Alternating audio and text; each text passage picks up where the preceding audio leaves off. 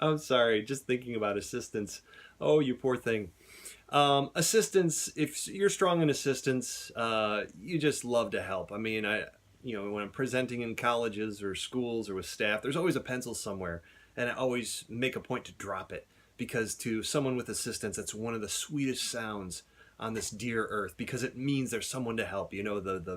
The superhero signal with your face has gone up in the sky and it's like someone needs me. It's they can easily overpromise themselves. They have a hard time saying no because just the thought of your effort and energy taking the place of and doing something for somebody else, it's almost too sweet of a cookie to let go. They can't help but help. They have to put themselves there. Now, this is different in kind to coach because coach just likes to see other people reach their goals. And I'll tell you myself, having a strong coach, it's like, if someone drops their pencil, it's like, well, they can bend down and get it. I mean, it's not really a goal. It's not like they woke up this morning and said, if I drop a pencil today, I really hope I pick it up. But assistants, they're like, woo, it's amazing. We're both helpful people and we both like being a part of helping somebody get what they want. But for me as a coach, it needs to be like a goal. But for assistants, if at the end of the interaction, they've done work and the person, even if they don't seem grateful, they have a suspicion that they've been helped. Assistants just can't not do it. They have to help. Almost a physical need for them.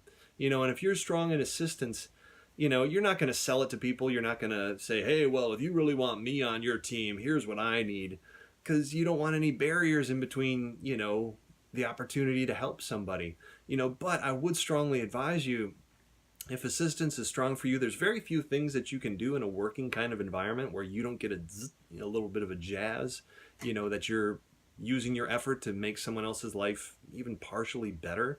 But definitely have a friend, someone who can pay attention and make sure that if you're starting to lose steam or you're not really being taken care of, that someone else will speak on your behalf. Because if you're not naturally assertive, if you're not naturally confident, but you have that strong assistance capacity and fuel, you are going to be taken advantage of, and you're going to be the last person to notice, or you're going to be the last person to say anything, and you actually probably intentionally remove that knowledge because you're like, well, yeah, they're taking advantage of me, but I kind of like helping, so let's keep this thing rolling, and that's just important for you to keep in mind because there are people out there are situations that really do need help, and that aren't just going to use your helpfulness because you want to help somebody.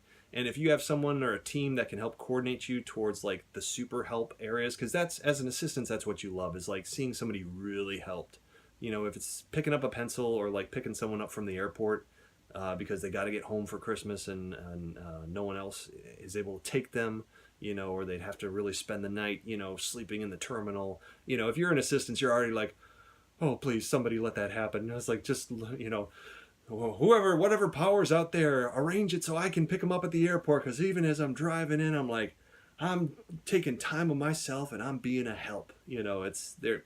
You're a great person if you have an assistance, and I hope people are using your talents wisely.